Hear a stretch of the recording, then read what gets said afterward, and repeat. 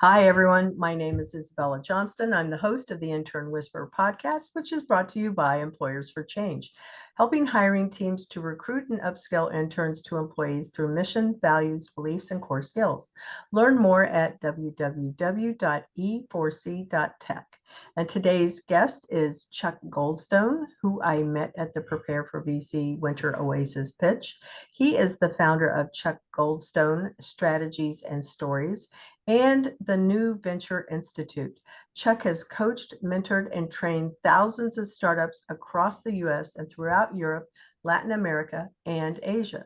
His pioneering communications model book, shameless plug right here, and workshops, along with the power of story, have helped emerging and growing companies redefine their business strategies, secure funding, create strategic partnerships, and drive more investors and markets to action. So, Chuck, welcome to the show. Woo-hoo. Thank you, and thank you for that introduction. I would hire that guy.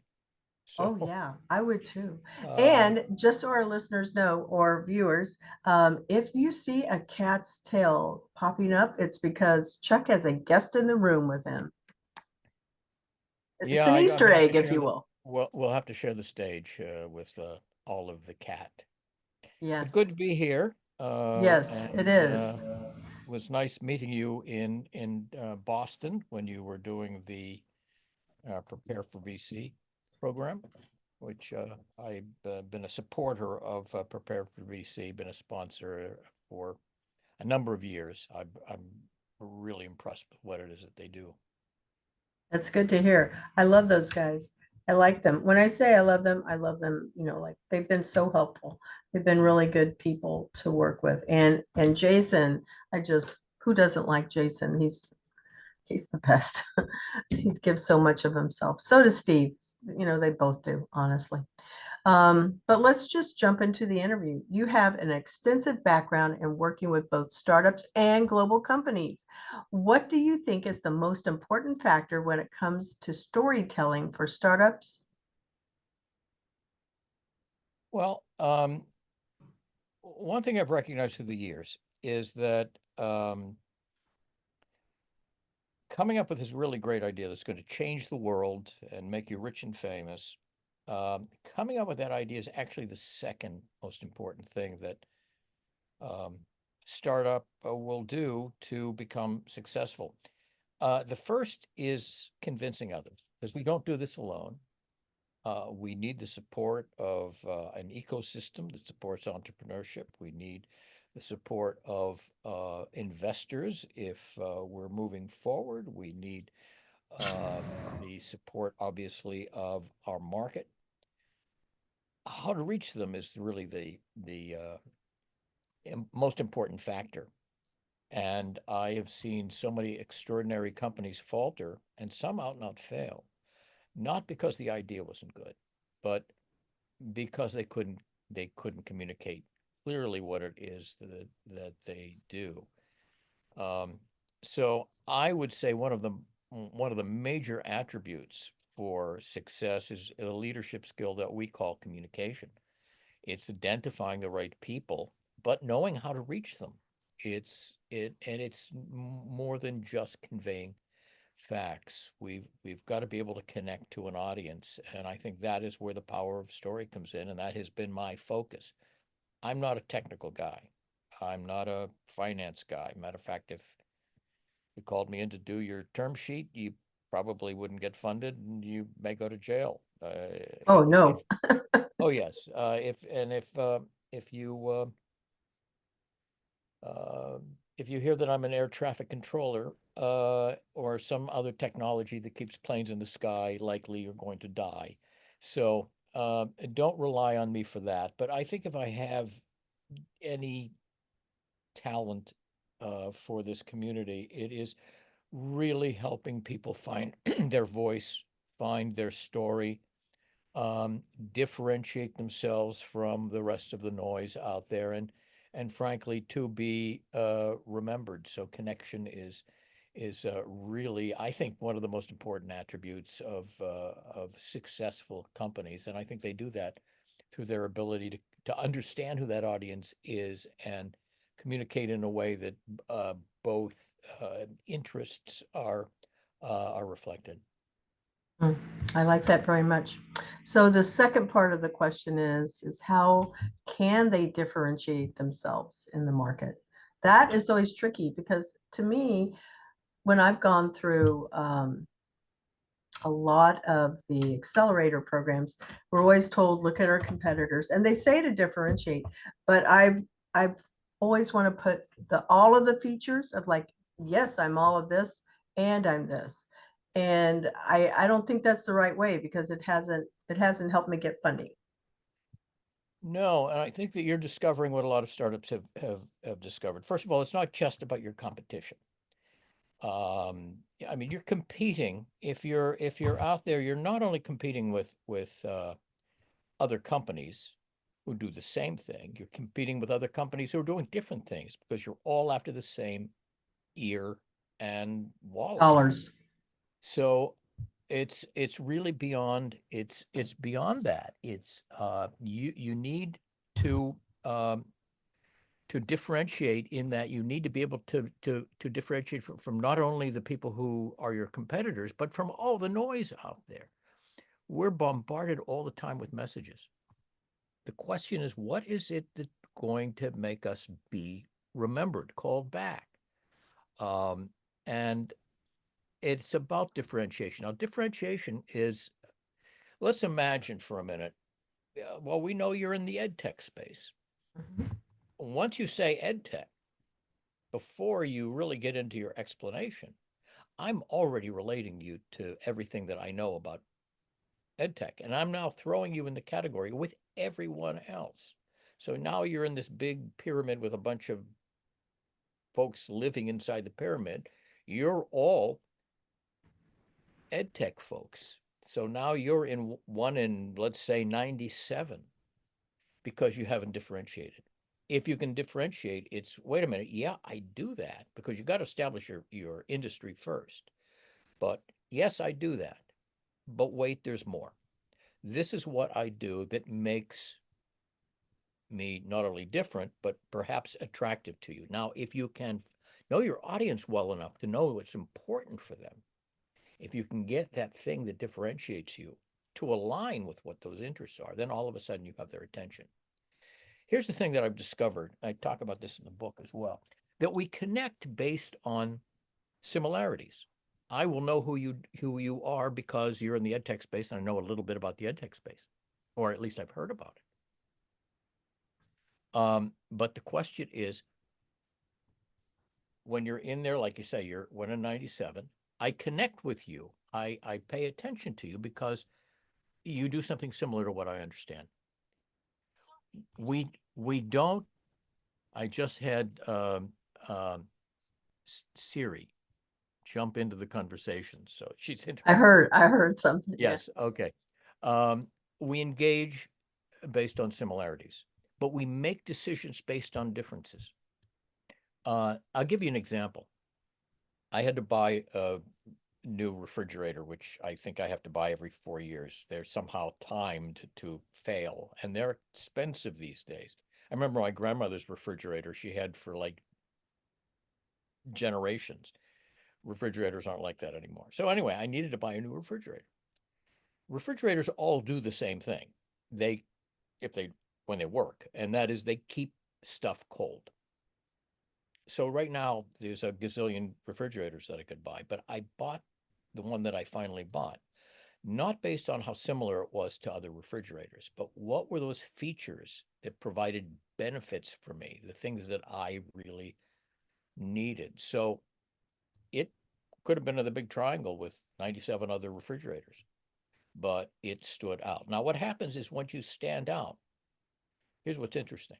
You were 1 in 97. Now you're 1 in 2. It's either you or somebody in that big pile. So find the thing that people will remember that makes you seem a bit different than everybody else. And we all have something that will provide us with our own unique voice. So find that because that's the thing that people are going to remember. I really like that that conversation that you just, that analogy and the conversation though. This, I cannot tell you how many times I've heard some stuff from others, but never quite the way that you said it, and quite the way, honestly, that another group has said to me. And I feel like that truly makes sense because people always want to have the latest thing. Maybe not because it's the latest thing, but because it has one more thing that they want, right? Well, one of the problems is the following. Your audience doesn't know much about you in the beginning. If we overtell our story, we have a greater risk of losing our audience. One, because we may get way too technical, we may get too irrelevant, uh, we may simply confuse them, we may inundate them with so much that they cannot hold anymore. But here's the worst part. If you list everything that you do, the need to know, and here, let me give you all this nice to know stuff. If you do that, your audience cannot necessarily differentiate between the nice to know and the need to know. And they're going to forget the majority. I mean, there's something called cognitive load theory, which is very interesting, but how much information we can intake and hold. And we can only, in sort of a learning chunk, only remember so much until it is embedded. If we tell people all the need to know and then lose them with the big pile of nice to know, they're going to forget a whole lot of it. And they may actually start be forgetting some of the important things because they can't differentiate, at least in the beginning, between what you have as a major feature and what you might have as a minor feature. And So, sometimes they take one of those features out of context and they begin to think that's what you do, and it may be different from what you really do. so to clarify, because I really want to make sure I'm understanding. So Yeah. the need to know is how I'm different. The nice to know is how I'm everything else, or is it No, no, opposite? no, not necessarily. No, what I'm saying is you need to, they're two independent things. You need to find that thing that differentiates you. But when, this is another point. The other point is when you're explaining what you do not want to overtell your story, especially in the beginning. You need to start with the big picture. And you don't want to lose people in great detail, because if you slather them with too much detail, they're not going to remember everything, and they may end up remembering some of the things that aren't terribly important, but forget about the things that really are. And that may create a picture of you that is really not quite accurate. So I warn people, I've got about 110 overall tips and principles that I share that I've learned through the years. And one of them is you do not try not to tell too much too quickly. It's a challenge because we're so close to what it is that we want to do, that we do. We sometimes can't make that differentiation ourselves. Why do people tell too much? Well, sometimes it's easier to tell too much than too little. It's easier to write the long letter than the short letter. Um, Sometimes people do it for that reason. Sometimes they think if I throw everything out, the audience will get it. They'll connect the dots, and the audience frequently does not. And the worst thing is sometimes people do it just to impress. And you cannot impress if you've lost people. You impress if you make complexity simple. If you summarize so they say, yeah, I get it.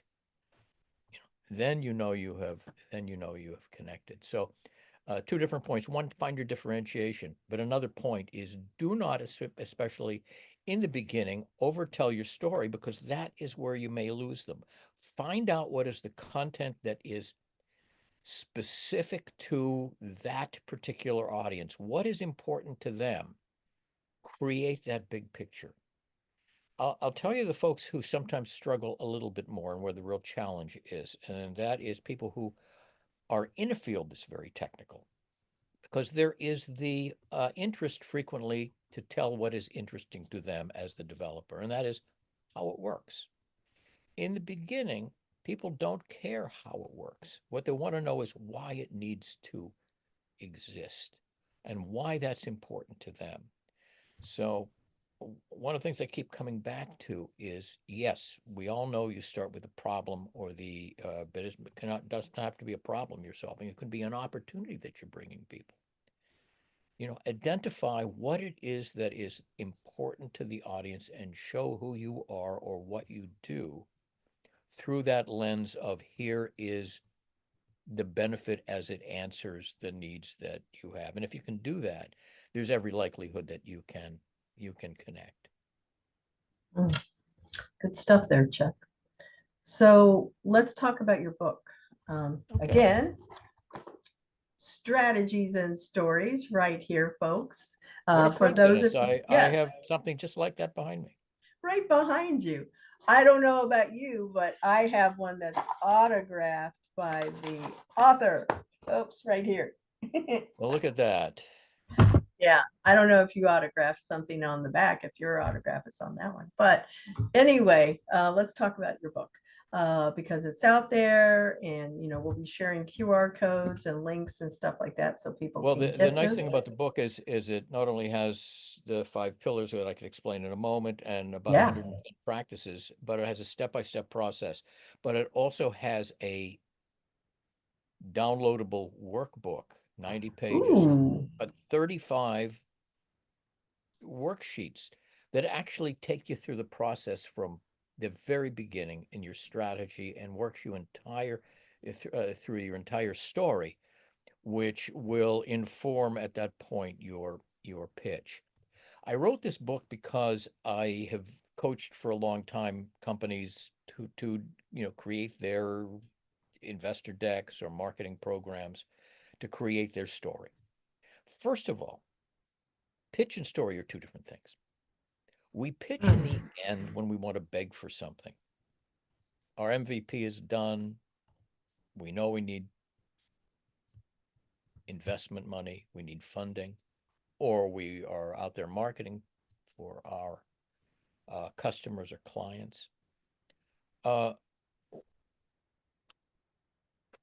We do that in the end. But what you need is story. Story needs to start at the very beginning, day one. You need to be able to articulate to the world what it is that you do and why that's important to them. And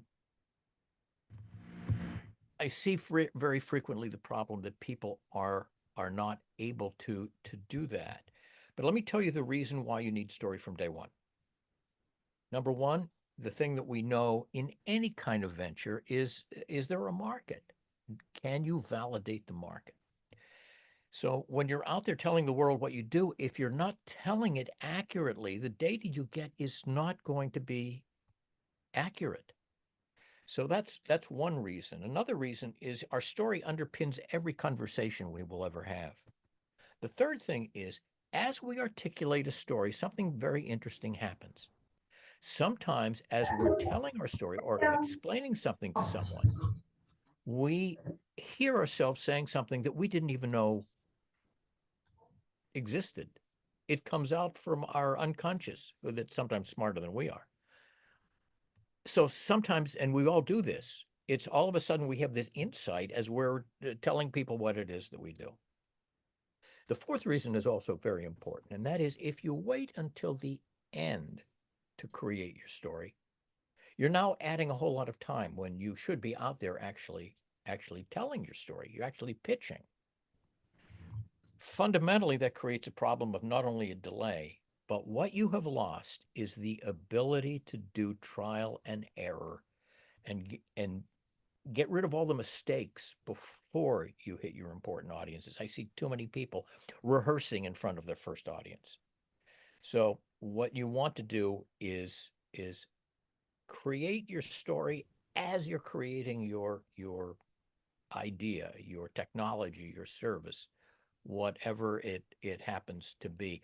Because by listening to yourself, you will also do the most important thing in the development of a venture, and that is, you will listen to yourself, make adjustments, and you will pivot. So for all of these reasons, I tell people that you need to create your story, which essentially informs your strategy. I named my company and the book Strategies and Stories, and the reason is they're the same thing. your story is the narrative that you tell to the outside world. That's your story. Your strategy is the story that you tell yourself and your team. And that's the thing that keeps evolving. So the book, somebody said, how long did it take to write the book? And I said, about 15 years and 6 months. I've been procrastinating for 15 years. It took me 6 months to write. Yeah. So it was a very long process of procrastination. I'll tell you a quick story, and this is actually a true story. We all have a pile of books near our bedside, and we get a new book, we put it on the top, and we say, I'm going to get around to reading that book at some point. I swear, I'm going to read next week. I'm going to start that book, and then the week after, and we still haven't done it. At the bottom of the pile, and I tell you this is absolutely true. I noticed what the book on the bottom of the pile, and it was on procrastination. Oh, how So there you funny. go. But at any rate, it became a labor of love because the joy that I've had is working with companies to help them try to articulate who it is that they are. My first company that I had before this worked with large corporate clients who were Pepsi-Cola and Keurig and AstraZeneca and the Air Force and folks like that that were global companies. But I got smitten by the startup world. Now they lack one thing that large companies have. What is that word? Money. That's the word that they Yes. lack. However, I see so much potential there. And I see so many really great ideas that I know will succeed with the proper kind of mentorship and guidance. And that's been the thrill that I've had is watching companies that initially were struggling try to figure out how to become successful. But let me tell you one other thing. A lot of my focus is with emerging companies, startups, early stage, scaling companies, companies looking for additional long-term funding, even still some mature companies. But here's an interesting audience that I'm getting more and more, and that is job seekers. And one of the things I discovered and let them know is you're just like if you're looking for a job, you're just like a startup. You need to brand yourself. You need to tell a good story. You need to connect to the audience, and you must differentiate. I think the important thing we rely very frequently, job seekers, on your resume. Your resume tells the world important stuff, but it tells you what you have done in the past. What I think is important in terms of the story is you say, here's how what I did in the past is going to help you, employer, in the future. It's the same thing with a startup. Here's all the work we've done in the past. Here's our product, and here's how it's going to help you. So I think that startups and career seekers are really pretty much the same thing. I'm going to tell you a little story. So I had just graduated with my MBA, and I'm going to hope that I get your approval. This is what I'm hoping you're going to tell me. I did good. Um, so I was interviewing with the Nature Conservancy, and I was interviewing to be a grants administrator and a financial analyst. I was with 5 people, round robin interview, and the last question was, "You don't have any experience. Why should we hire you?" And I told them, I said, well, I looked up the company and I said, I believe because I had to work so hard with my finance, my accounting, and they knew I was an English major and, my statistics classes. I believe I'll be able to share that and make it easier for your scientists in the field to understand the grants. And 30 minutes later, they told me that was the reason, that was the answer, because I could benefit their company that way. Well, that's a common question for not only job seekers, but this is where it comes back to startups. Yeah. Someone will say, well, let's just take job seekers as the example because that's what you used. And they may say, well, do you have experience in this area? And you may not. Yeah. And some people sort of hem and haw and they don't know how to answer that question. But I think you can turn it into a benefit. Frequently, you can say, Yes, I have not worked in this field, but let me tell you the fields that I've worked in and why that is actually more important. If I had all this experience in the field, I would frankly do probably a lot of the things that either you're already doing or I will do things that are pretty traditional in this particular area. But what I can bring in is a perspective that may give us innovation because we can see from other industries some of the things that you can effectively do here that differentiates you. So so I think I if you like that. take that story correctly, you can show that what was originally thought to be a deficit actually becomes um, a, a benefit. Yeah. And that comes from the confidence of listening to who your market or a job provider or whoever you're trying to sell. Um, and that's what we're doing when we communicate. We're selling ideas. We're looking for not just money. We're looking for alignment, approval, support, whatever. And so we're selling ourselves to be able to get that thing. Um, it is really all about showing why what it is that you do is beneficial. When we pitch, no matter what, when we tell our story, it needs to start with them. So many people start, I do this. Well, big deal. You know, people don't necessarily think that you're more important than they are. You need to get them to think about what it is that is either their problem or their opportunity. You need to have them feel that. Once you do that, once you get them thinking about themselves or putting themselves in the story, then all of a sudden you're in a situation where you can say, yes, you know, that pain you have, I can, I can eliminate it. That fear you have, I can eliminate that. The opportunity that you would like to get, I can help you achieve that. So you need to have them think about themselves first. I call it inverting the subject. Rather than starting out, I do this, it's recognizing what's important to you and let me show you why I can be beneficial.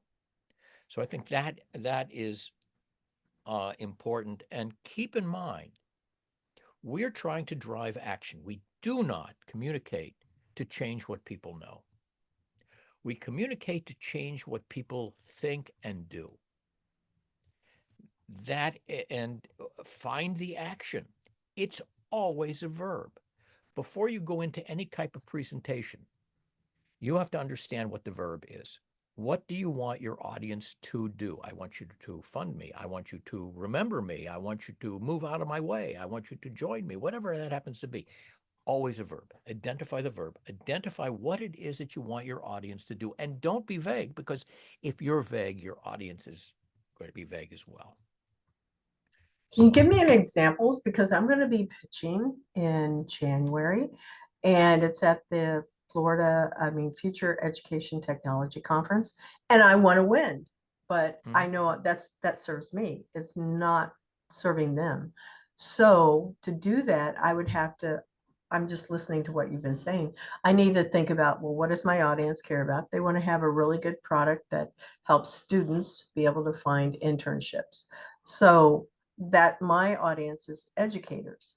Um, and it could be customers because there will be vendors there. Mhm. So to show how I'm different is to be able to help explain how we can help your students get jobs Mhm. quicker, Mhm. Well, keep in mind it's a two-stage process. You can't start by saying you're different if they don't know what you're different from. right? So you really need to say, you know, here in the education field, here is a challenge that we've had that we have not been able to address, or here's something in education that we haven't thought about doing because we couldn't do it, and now we can. So it is an opportunity to make things better. So that's where you start. You start with making sure they know generally what it is that you do, but then you go into the differentiation. Ah, And I think that's, and you know, frequently, how do you start? There are five phases. I discovered this 15 or 20 years ago, and I haven't changed a word. Every presentation needs to do 5 things. It must start by capturing attention. You've got to get people focused. And sometimes you can do that with something provocative in the beginning, or you can do a case study, a story. And I'll come back to talk about that because I think those are really powerful ways to get in. So the first is you capture attention. Second is you engage your audience with content that is relevant. The third thing is you simplify, you make it simple and clear so they don't get it. You don't overtell your story. The fourth thing is you make it memorable. You want them to go from short-term attention to long-term memory. So you do something that creates this reason to continue to think about you. And the fifth thing, it must drive action. So those are 5 things that every presentation must do. But let's go back to that attention thing. How do you start? Well, a lot of people start by saying, my name is this, and I do this, and here's my background. And, by that point, the audience still has no idea why you're talking to them. Sometimes we can start out with a case study. And sometimes it can be an example of somebody who would be the beneficiary of what you do. Here's Susie. Here's Susie's problem. Here's Susie's issue. Or you use a case study of a client you've worked with or a problem you've solved. Because what is very interesting, people will begin to either identify or empathize with whoever that character is. And sometimes they actually place themselves in the story. You talk about a case study of solving a problem.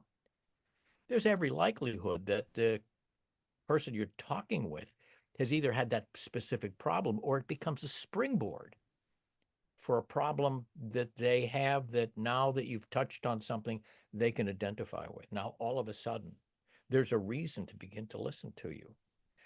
You've helped them identify, you've aligned with them, and now you can say, and here is the solution to that problem. Always start with the problem or opportunity first. Because that's about your audience. Establish that, and then establish who you are. Now, do I say this is 100% of the time? No, there's nothing that's 100%. But the best thing that you can be as somebody who is telling a story is astute. Part of it is the science of presentations. Part of it is an art. And when I work with people, what I'm trying to do is create their ability to look at any situation and then know who the audience is, what's important to the audience, and how to reach them with the appropriate content and not overtell their story. So that at the end, you have piqued their interest, and one would hope that you create an opportunity for the Q&A. And we can talk about this in a bit, but I think the Q&A sometimes is more important than the pitch and presentation that you deliver. Let me tell you why. The reason is because once they start asking questions, you know that they have engaged. You learn the things that you weren't quite clear about so you can clarify. You learn the things that, what happens is you learn as much in a Q&A as your audience does. I have a whole segment on Q&A because I think it is so important. That is frequently where the decisions are made. The decision to say thank you, we'll be in touch maybe, or I like that. Let's have another meeting. Because keep in mind, the goal of the first meeting, especially in an investor meeting, is not to walk away with a check. Nobody does that. The only purpose of a first meeting is to get a second meeting. And if you can keep that going, because sometimes it takes 4, 5, 8, 10 meetings before you really get somebody aligned, especially for funding. You may have 1 or 2 meetings with somebody who is going to be a customer or client. So set goals, and sometimes that goal is give them enough to actually whet their appetite so that they are going to call me back because they want to know more. And in the presentation itself, sometimes you only have 5 or 10 minutes and you can't do everything. lay the seeds for a question. Say Yeah. something that will prompt them to ask you the question, because now you're not answering it in your time, that 5 or 10 minutes. You're answering it on their time. So I loved writing about Q&A because most people really don't address how important it is, especially in a pitch, to be able to really know you can anticipate the questions that you ask and have a blow away answer. You know, you're asked the same questions all the time. But like I say, lay the seeds for, for other questions. So we're going to take a moment and acknowledge our sponsor, Cat 5 Studios, and we will be right back. I'll insert that. So, Chuck, this was great stuff. I took so many notes. I only have 3 minutes for my pitch, and there is no Q&A. So I have to capture them right at the beginning. That is all I have is 3 minutes. Well, sometimes people start with way too much runway in the beginning. They use some kind of, when they use a story, sometimes it just goes on forever, and then there's not enough time to deal with the important stuff. What I think most people need, everyone needs to do is understand what the time frame is and what is going to be the most important to either to discuss briefly, do a mention, what stuff do you have to spend a little more time with. Investor pitches generally have a number of categories that you need to deal with. Marketing presentations have a number of things that you need to discuss, including features and benefits. And frankly, too many people spend too much time on what the feature is. The feature is about the product. The real focus needs to be, what is the benefit of that feature for that particular audience? So 3 minutes is tough. I've coached a lot of people on 3-minute presentations. The most important thing from the 3-minute presentation is you give them the big picture. You can't give them all the detail. You give them the big picture, you whet their appetite. So it is very clear what you do and why it is important.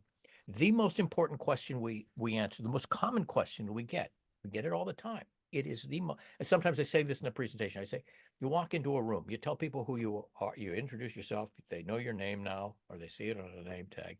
What's the first question you get asked, especially in the entrepreneurial space? What do I do? What do you do? Yeah. And I do this all the time to people. I say, what do you do? And sometimes they tell me, and it's highly technical, and I glaze over because I'm not a technical person, or I just got lost, or they used a lot of jargon that I don't understand. And at the end, I want to say, that's really interesting. I only have one follow-up question. What do you do? Yeah. So I knew you were going to say. what I think the answer, I think what people really want to know is not how your gizmo works, or the detail, or the algorithm, or any of the things that are the how it works. We want to start with why. Mhm. Why does it need to exist? So the first part of that question, what do you do? The first part of it says, why do you deserve to be in the cosmos? Mhm. What is the problem you're solving, or the opportunity that you're bringing? Now, have you done something that no one's done before? Or are you doing something that someone's done before, but you can do it better or faster or Mhm. cheaper? And I used to think it stopped there, but there's a third thing, which is really interesting. And that is, you may not be first. You may not even have the best product, but you have the best story. And you know the example I use in workshops, and that is, if people are old enough to have this, is we all have a closet filled with old video cassettes. Yeah. Probably VHS. VHS and beta came out at the same time. Beta was much better. But VHS, folks who made that had a better story. They knew the market better. They were more responsive. That's why they, not the better product, became the pretty much standard. So the first part of this, what do you do, is, why do you deserve to be in the cosmos? The second creates the story, because the second part of it is, why should your audience care? That you can find out based on the research you do, based on just knowing who your audience is, putting yourself in their shoes. What is important to them? How do they think? What is the lens that they need to see you through? And then the third element people often forget, and that is, what's the ask?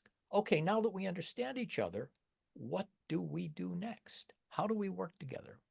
What should I do to provide you with that next step? So, why did you deserve to be in the cosmos? Why should your audience care? What do you do next? That's the answer to the question, what do you do? Mm. It's all good stuff here. So Chuck, what do you think the future of entrepreneurship is going to look like? We can deal with it with, the state of it now, but with AI and automations, everything blew up. Yeah. What do you think? Well, the strange thing 2030, about, by the way, I'm sorry. 2030. We're going to be talking about now versus 2030, whatever your Well, thoughts are. yeah, I'm not good enough to know what's going to happen, 5 or 10 years from now. Mhm. I can guess, but things change so quickly. So I don't think I can give people tools that they can use in the next 6 years. I can give them guidelines to say, here's how you can respond no matter what happens. So I think that is, I don't know what's going to, what I do know is it's going to continue to be competitive. What I know is innovation is going to continue because people have really, really great ideas. I know it's going to be difficult. Some types in the economy, it's much more difficult than others. We have to be aware of what the technology is going to do. AI is out there. I've got mixed feelings about it. I see its benefits, and I also see that it's doing some damage. We can't trust reality as much anymore. There's a lot of things that, I mean, we used to say, oh, I saw it on the internet, so it must be true. Well, it's even worse with AI now, because AI sometimes gets it wrong. I've defined AI early on. Well, first of all, early on, I was really skeptical, and I thought AI it's going to rise up and kill us all in our sleep. So I'm a little less concerned about that, though I'd still see some of the possibilities of doing things that are Bad. going to be not comfortable. But the way I've described AI, because it's not always accurate, is it is like a very eager and enthusiastic assistant who is an imbecile, who just makes mistakes. So what you have to do, obviously, with AI is trust it. But let me go one step further. People who use it as the end product, I think, are, first of all, it's not their thoughts. It's not original. It could even be plagiarism. Um, so you need to find your voice. But what you need to do is, number one, you need to verify, because it could be wrong. But the other thing that's more important is you need to put it in your own voice. If you're writing, let it do the research. Let it be the assistant. Let it even do a first draft if you want it, but you need to go in and put it, number one, in your voice, and number two, make it sound like it's not AI. I mean, there are AI detectors all over the place. I'm teaching. I teach at college. And what I see, it's a very significant problem in academia right now, is a lot of the students are using AI and not citing it as using AI. And that's going to be a problem. The other problem that I see is this wonderful skill of writing. If we rely too much on AI, I think we're going to lose the ability for people to really write well. I'm still old school. I'm at the keyboard all the time. And yes, I'll use AI, but I use it very sparingly. I think still the best ideas come from humans. I think, yes, let AI make connections and pull in things that you might not think about. but it ultimately has to filter through you. And that's the beauty. I don't think AI tells a good story. I'm a story guy. I think stories come from us. We're story animals. We have been since we sat around fires in caves. That's how we learn. When we're pre-language or just barely post-language as toddlers, much of what we learn is through the stories that our parents tell us. So story's been with us forever. And I am sometimes disappointed that people don't understand what its power is because they take it for granted. So my job right now is to say, here is the power of story, because it may become one of your greatest assets, because it is the connection between you and those you're trying to reach. We've got to stop telling our story from the inside out. We're this. Pay attention. This is what we are. Take a look at that. No, we shouldn't tell our story from the inside out. We should tell it from the outside. From the perspective, we understand who our different audiences are. And we give them the lens. So you don't change. Who you are doesn't change. But the lens that we give people to see us ought to be a reflection of what's important to them, how we answer their needs, how we provide them with opportunities. Decisions are not made in the cognitive part of our brain. And that's why people who slather their decks presentations with just bunches of facts don't win their audience over. We need to understand what we want our audience to do first and what is important to them. So the first level is, what do we want them to do? The second level is, what do we need them to think or feel in order to make them experts? No, but in order to get them to do what we want them to do. And then the third level is, now what is the content that we need to make them experts? No. To tell them everything? No. It's to get them to think either differently or to reinforce the way they're already thinking, if that's what we want them to do. Because that thinking, that feeling is the thing that's going to drive them to some kind of action. So I think that's, and I have something in the book called the Z chart that actually shows step by step how you get to the right content. And I think that's important. Content is important, but intent must start before content.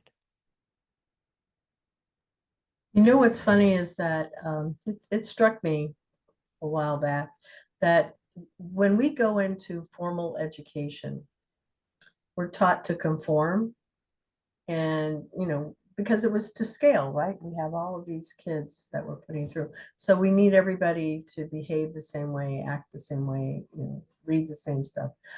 So it's always about unifying and just conforming. But once you go away to college and you still have that mentality, but they don't prepare you how to be different, how to differentiate. So I feel like a lot of what you're teaching, you're talking right now in your book, it really is something that has not been taught until we get into either business for ourselves. And even still, I don't feel like how we differentiate has been the highlight of some of the programs that I've been in.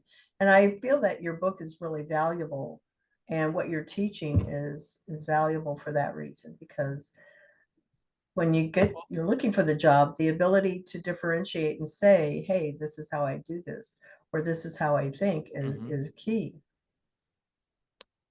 I've been on both sides. I've been in academia and the real world. I spent more time in the real world. I started out in academia, and now I'm sort of going full circle because of the professorship that I was just offered.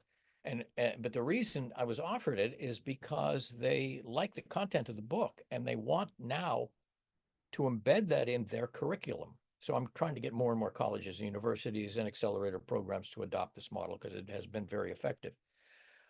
But here's the issue in education is we're taught to be subject matter experts. We're not necessarily taught how to communicate what it is that we know and do so that other people understand it. So we're taught to be subject matter experts, but not how to communicate what it is that we know. So that becomes my job. That's my role. Like I say, I'm not a technical person. But here's the weird thing.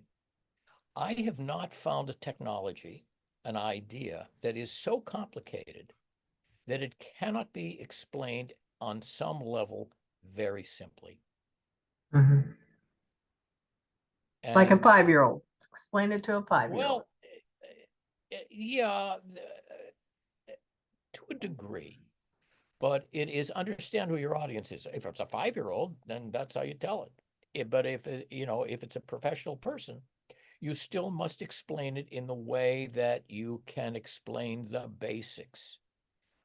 I have a really another program. I run a 6-week or 7-week. I've got two versions of it. Masterclass on this strategy and story, and it's been a major game changer for literally thousands of companies. I love what I do. The book is based on the model that I've been teaching forever. And that's a longer class, but I have a short class now. It's 3 hours, specifically for people who are technical. And I think you'll like the name of it. It's called Teaching Technical Experts to Speak to Mere Mortals. Mm. And it is, I mean, that's a challenge that I see because especially technical people, and I don't want to overgeneralize, but I kind of will. They're taught to think about detail and precision Mhm. and solution, where I think the non-technical audience, and these are often the decision makers, need to know not necessarily all the detail. They need to know the big picture. If you tell them some of the features that you have, make sure that it's backed up by a benefit. The benefit is about them. It's not about how you do things. It's why you do it, and it's not about the data. It's the consequences of the data. So if I can just change these four things in people who are technical, all of a sudden now they can still reach their peers, but also reach people who are not technical, who might get lost in the jargon because they think in a way that is different from the technical people, and they are far further away from uh, the detail, the content, the technology. Now, where that differs is if your audience is already up to speed and they are already very technical. You still want to start by saying why you're doing it. So but then once that you're on the same page, and now you can go into the detail, even with technical people who do want to know more about how the gizmo works, how it's wired, what your algorithm is. But once again, it really always comes down to know your audience Mm. and people who do that. And the other thing I want to point out in the time we have left is be authentic, be yourself. Don't be overly scripted. Talk to your audience. This is not public speaking. This is not oratory. This is a monologue that should turn into a dialogue. Be yourself and never memorize what a horror story is. I was judging a program at MIT, and these were graduating students who had come up with a concept, an idea for entrepreneurship, and they had 5 minutes to pitch to investors and mentors like me. And I was one of the people who was to make some comments about it. And most of the people did an adequate job. We understood what it is that they do. One poor guy was so focused on not forgetting anything that he wrote everything out and then memorized it. Well, first of all, he came across as very stilted, very difficult. He was delivering words and not phrases and feelings. Uh, he got about 30 seconds into his presentation and he forgot what the next line was and he froze, Mhm. deer in the headlights. And probably seemed like hours for him that he was standing, not knowing what to say. You know Mhm. what he ended up doing? He started from the beginning. So he finally got through it. I talked to him afterwards and I said, don't memorize. Don't, I know you thought you would be more confident that way, but it showed that you weren't confident. I said, you know more about the subject than most of the people in the room. Be confident about that. Um, be yourself. If you stammer, so what? Be authentic. They are buying you, not just your technology. And this happens all the time. And you'll find this in your entrepreneurship that there are a lot of ideas in ed tech.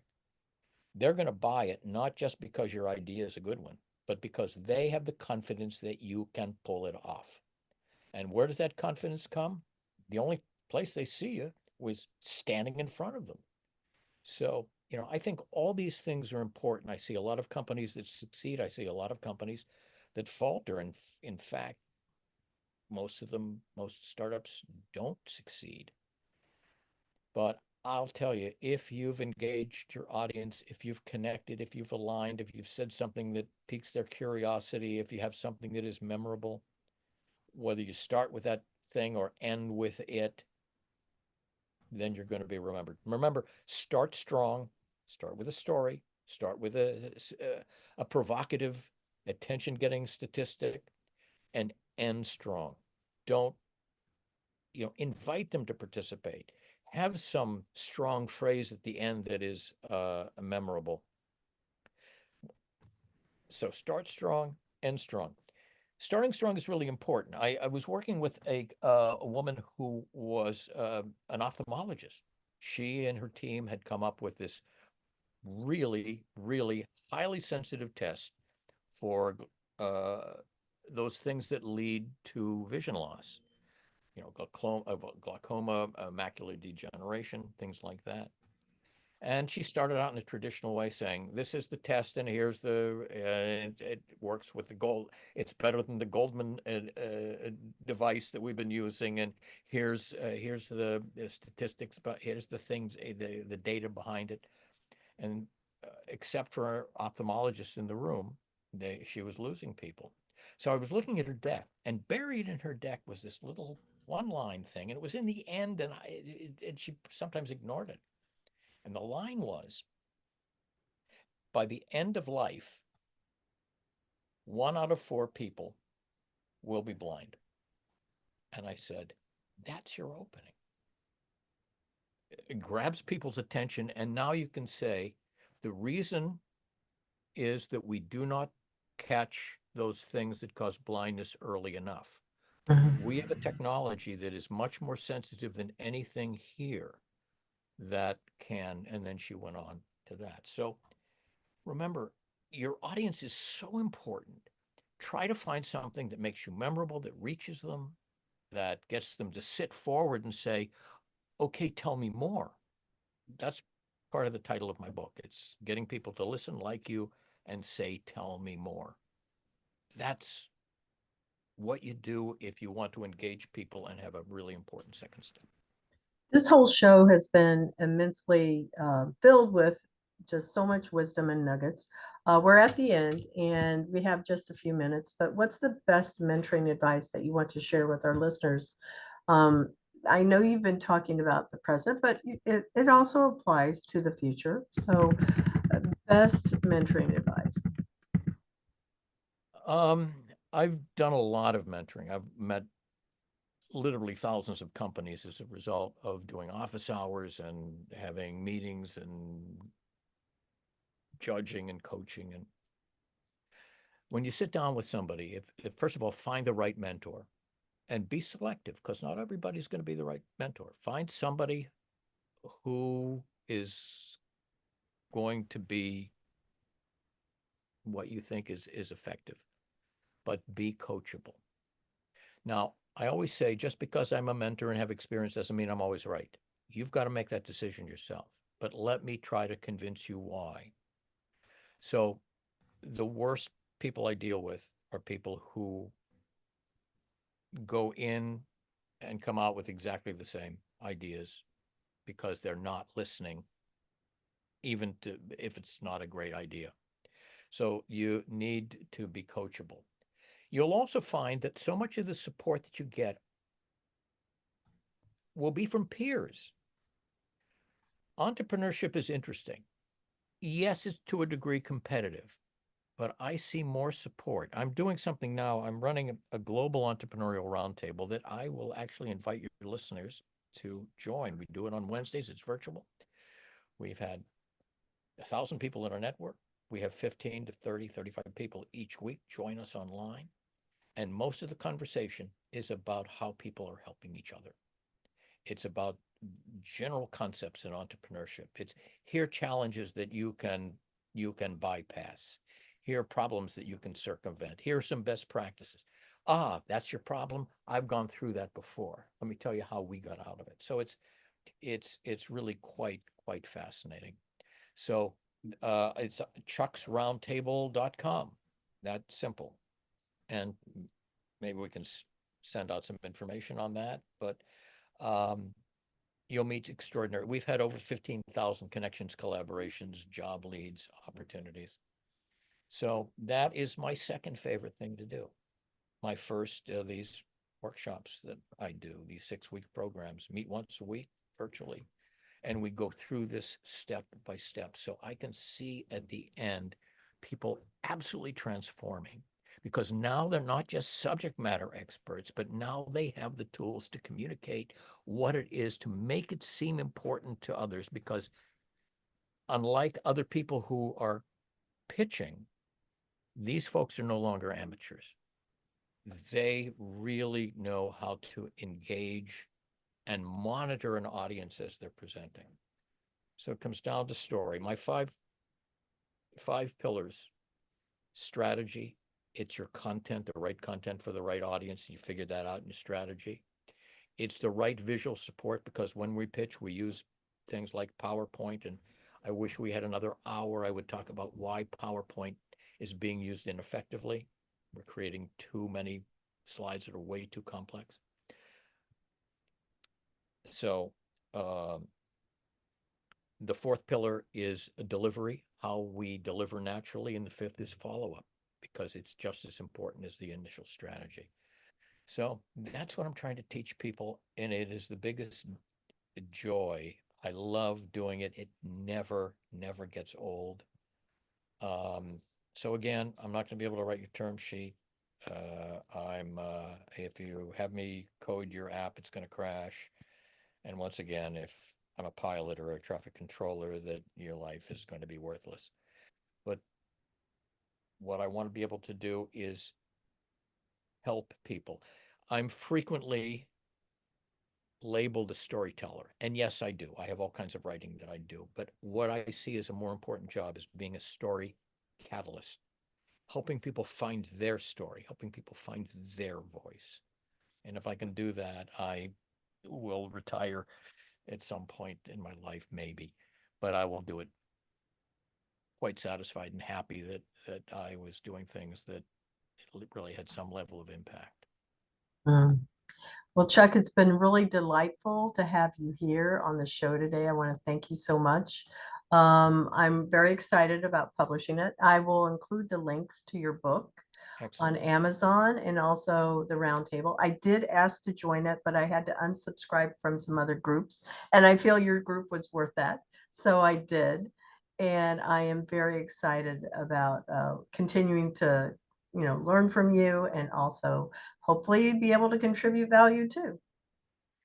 Well, startups do it because they love what they're doing and they think they can have impact. And, you know, maybe it's like that for most of us who really want to do something that we love. Well, thanks so much. I will see you in Boston whenever I come up there. Excellent. Thank you. We want to thank our sponsor, Cat5 Studios, and thank you to our video production and editing team. And music is by Sophie Lloyd. The Intern Whisperers, brought to you by Employers for Change, helping hiring teams to recruit and upskill interns to employees through mission, values, beliefs, and core skills. Learn more about it at www.e4c.tech. Subscribe to the Intern Whisperer today and show your support by sharing our show, tagging a friend, and leaving us comments. And be sure to go and follow up with all of our great guests. Thank you.